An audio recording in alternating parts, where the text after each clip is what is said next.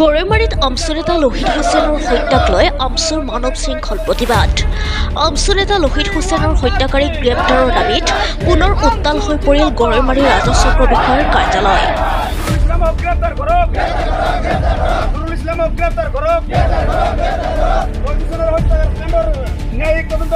আমচুৰ কামৰূপ জিলা কমিটিৰ উদ্যোগত অনুষ্ঠিত হোৱা মানৱ শৃংখল কাৰ্যসূচীৰ জৰিয়তে প্ৰায় অৰ্ধশতাধিক আমচু কৰ্মীয়ে উত্তাল কৰি তোলে গৰৈমাৰী অঞ্চল। উল্লেখ্য যে যোৱা 16 নৱেম্বৰ তাৰিখে গৰৈমাৰী টাউন ক্লাব খেলপথাৰত ব্ৰহ্মপুত্ৰ ভেলী একাডেমীৰ যুৱ মহোৎসৱত আমচু নেতা লোহিত হুছেইন হত্যাৰ বলি হৈছিল। তাৰে প্ৰতিবাদত আজি সমগ্ৰ ৰাজ্যজুৰি আমচুৱে সাব্যস্ত কৰে এই মানৱ শৃংখল প্ৰতিবাদ। আমচুৰ প্ৰতিবাদ কাৰ্যসূচীৰ জৰিয়তে লোহিত হত্যাৰ হত্যাকাৰীক ফাঁচীৰ দাবী উত্থাপন কৰি গৰৈমাৰী ৰাজহ চক্ৰৰ চক্ৰ বিষয়াৰ জৰিয়তে মুখ্যমন্ত্ৰীলৈ এখন স্মাৰক পত্ৰ প্ৰেৰণ কৰে। শৃংখল কাৰ্যসূচী আছিলে যোৱা 16 তাৰিখ গৰৈমাৰী ব্ৰহ্মপুত্ৰ ভেলী একাডেমীৰ যুৱ মহোৎসৱত আমাৰ এজন ছাত্ৰ নেতা লোহিত হুছেইনক দুষ্কৃতিকাৰী দল এটাই হানি খুচি হত্যা কৰিছে। ইতিমধ্যে আমি অসমৰ পুলিচ প্ৰশাসনক বাৰম্বাৰ এটা কথা অনুৰোধ কৰিছোঁ, যিকেইজন ইয়াৰ লগত জড়িত হৈ আছে ঘটনাৰ লগত সেই আসামীখিনি কৰায়ত্ব কৰিব লাগে। ইতিমধ্যে আমি দেখিবলৈ পাইছোঁ এজন আসামী চাৰেণ্ডাৰ কৰিছে, বাকী এজন আসামী কাৰোবাৰ নিৰ্দেশত পুলিচৰ হাতত গতাই দিয়া হৈছে, বাকী আসামী এতিয়ালৈকে গ্ৰেপ্তাৰ কৰা নাই।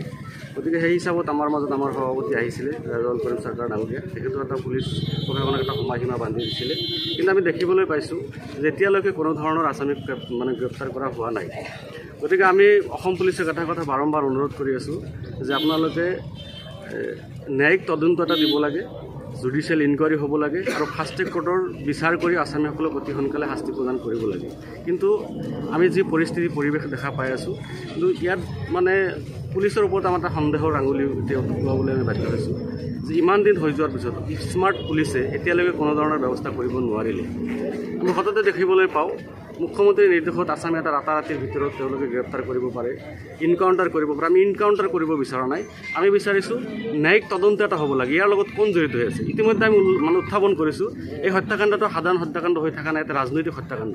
গতিকে ৰাজনৈতিক হত্যাকাণ্ড যদি জুডিচিয়েল ইনকুৱাৰী নহয় তেতিয়াহ'লে ইয়াৰ মাজত বহু আসামী হয়তো বাচি যোৱাৰ সম্ভাৱনা আছে। গতিকে আমি বাৰম্বাৰ এটা কথা অনুৰোধ কৰি আহিছোঁ, এইটো জুডিচিয়েল ইনকুৱাৰী হ'ব লাগে। আজি আমাৰ কাৰ্যসূচীটো গোটেই অসমব্যাপী হৈছে।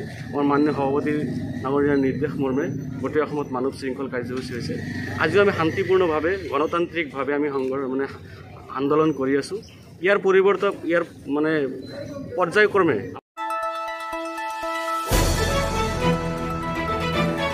দ্য নিউজলেণ্ডছ অবিৰত তথ্যানুসন্ধান আপোনাৰ সেৱাত খবৰ সন্ধান।